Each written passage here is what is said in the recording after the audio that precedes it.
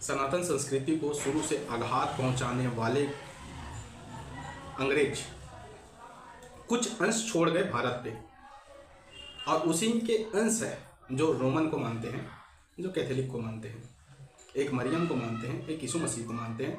तो पहले तो मैं उन जयचंदों को शुभेच्छु दे सकूं, बहुत बहुत बधाई दे सकूं, तो उनको बोलता हूं मैं कि मैरी क्रिसमस आप जयचंदों को, जो अपने सनातन संस्कृति सनातन धर्म को छोड़कर क्रिश्चियनिटी में कन्वर्ट हो चुके हैं, उन सभी को बहुत बहुत बधाई और शुभकामनाएं। पहले बधाई दे देता हूँ, फिर आपके ऊपर कुछ विषय हैं जिन पर मैं टीका टिप्पणी करूँगा, और टीका टिप्पणी भी एकदम संक्षिप्त में और सटीक चीज़ों पर मैं चर्चा करूँगा। मेरे भाई और दर्शक जानते हैं कि मैं किन विषयों को रखना चाहता हूँ।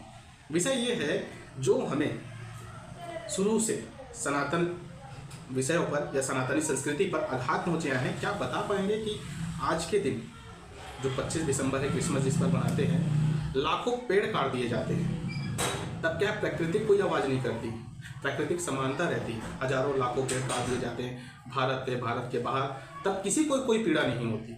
लेकिन होली के समय में थोड़ा से पानी की यदि क्षणिक भर होली मना करके उत्सव मना लिया जाए तो पानी की बर्बादी पूरे भारत में हो जाती है या भारत के बाहर भी हो जाती है। और यही दीप उत्सव के समय हो दिवाली के समय में हो तो पॉपुलेशन क्या बोल सकते हैं, वो बाहर की जो आबोहवा है या पर्यावरण पॉल्यूशन हो जाता है। लेकिन आज 25 दिसंबर के दिन यदि हजारों लाखों करोड़ों पेड़ काटा जाए तो कुछ नहीं होता।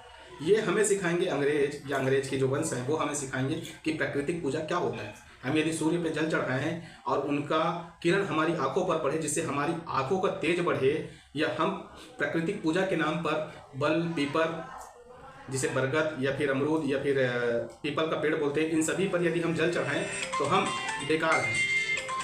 लेकिन ये जो कि दो वर्गों में ही बटे हुए हैं, कोई माँ को मानता है, कोई बेटे को मानता है, ये हमें स्वतः सिखाएंगे कि क्या सही और क्या गलत है।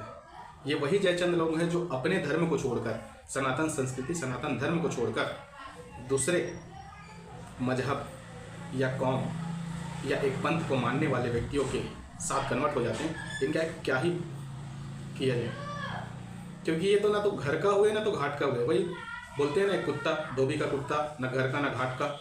ठीक उसी प्रकार से ये हैं। समय आने पर ये यदि अपने अभाव के कारण या प्रभाव के कारण समय आने पर ये अपने धर्म को चेंज करके कन्वर्ट हो सकते हैं, तो समय आने पर अपने बाप को भी चेंज कर सकते हैं। मुझे ऐसा लगता है भाई, क्योंकि जो अपना धर्म का नहीं हुआ वो मुझे नहीं लगता कि कभी किसी का होगा।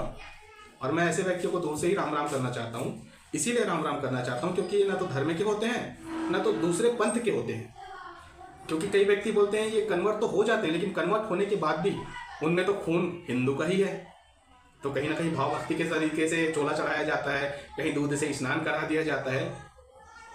तो ऐसे काफ़ी सारे विषय उठकर सामने में आते हैं। तो मेरे सभी प्रिय हिंदू भाई जो कन्वर्ट हो जाते हैं, उनके लिए आप कमेंट के माध्यम से क्या लिखेंगे आप मुझे ज़रूर बताएं, क्योंकि मैं ऐसे विषय आपके सामने में रखते जाऊँगा। रखने का उद्देश्य यही है कि यही जो कन्वर्टेड हुए हैं, यही व्यक्ति हमेशा सवाल उठाते हैं संविधान पे, सनातन संस्कृति पे, भारत के मूलतः जो भारतीय त्यौहार हैं उन सभी पर। तो इन सभी त्योहारों पर यदि टीका टिप्पणी करने का उद्देश्य इनका है, तो ये टीका टिप्पणी करने का उद्देश्य मैं भी रखता हूँ। मैं किसी मजहब या पंथ या किसी संप्रदाय को टारगेट करने के लिए यह वीडियो नहीं बना रहा हूँ। लेकिन जो व्यक्ति ऐसे टारगेट करके यदि वीडियो बनाते हैं, ये उनके लिए एक सीख है कि सनातन संस्कृति को छोटा या तुच्छ समझने की कोशिश ना करें। यदि हम अपने पे अड़ गए, अपने शास्त्र के साथ यदि उतर गए, तो फिर बड़ा विडंबना आपके ऊपर आ सकता है। क्योंकि हम एक हाथ में माला तो दूसरे हाथ में भाला रखने वाले व्यक्ति हैं। हम शस्त्र पूजा शुरू से करते आए हैं, लेकिन समय आने पर तो इसी के साथ मैं अपनी वाणी को यही समाप्त करता हूँ।